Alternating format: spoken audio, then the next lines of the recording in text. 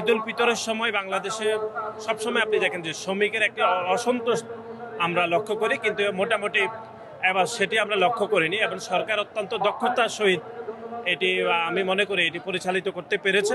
আজকে ঐতিহাসিক শ্রমিক দিবস 1 মে, এটি দেশীয় এবং আন্তর্জাতিকভাবে এটি পালিত হচ্ছে। আপনারা সকলে জানেন যে 2024-এর গণ অভ্যুত্থানে ছাত্র জনতার সাথে বাংলাদেশে অনেক শ্রমিক যারা শহীদ হয়েছেন, আমরা আজকের এই দিনে যে সকল শ্রমিকরা শহীদ হয়েছেন জুলাই এবং আগস্টে, আমরা তাদেরকে গভীর শ্রদ্ধাভরে স্মরণ করছি।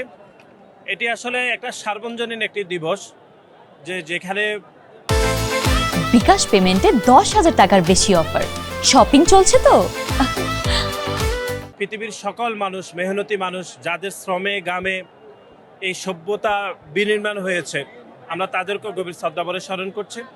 এবং বিশেষ করে আপনি জানেন যে আমাদের হাওড়া এলাকাতে এবার খুবই একটি অতিবৃষ্টির কারণে সেখানে যারা ফসলি জমি করেছেন তারা ব্যাপকভাবে ক্ষতিগ্রস্ত হয়েছেন শ্রমিকরা। ইতিমধ্যে সরকারের পক্ষ থেকে তাদেরকে একটা বাড়তি ক্ষতিপূরণ দেওয়ার ইতিমধ্যে ঘোষণা দেওয়া হয়েছে।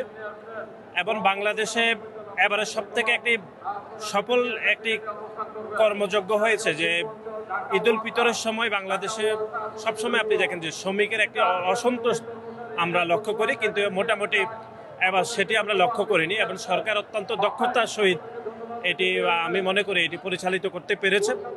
আমরা আশা করব যে শ্রমিক দিবসে শুধু বাংলাদেশের নয়, বরং সারা বিশ্বের যারা মেহনতি মানুষ, যাদের শ্রমে গামে রক্তে এই পৃথিবীর সভ্যতা তৈরি হচ্ছে এবং একই সাথে এই যে নির্মাণশৈলী পৃথিবীর দিন দিন আরও উন্নত হচ্ছে, সুতরাং তাদের রক্তের শ্রমের গামের মূল্য যেন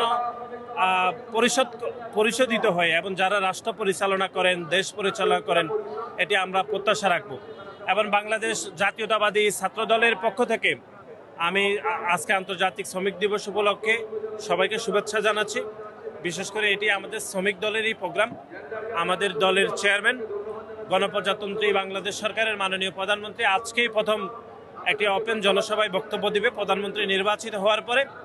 আমি মনে করি এখানে শ্রমিক দলের বাইরেও বাংলাদেশ জাতীয়তাবাদী ছাত্র দল, যুব দল, স্বেচ্ছাসেবক দল, মূল দল সবাই উপস্থিত হয়েছে। এটি একটি ভিন্ন বার্তা দিবে এবং রাজনীতিতে বিএনপির যে অবস্থান সেটির বিষয়ে আমাদের দলের চেয়ারম্যান হয়তো সুস্পষ্ট আরও বক্তব্য দিবেন বলে আমরা প্রত্যাশা করছি।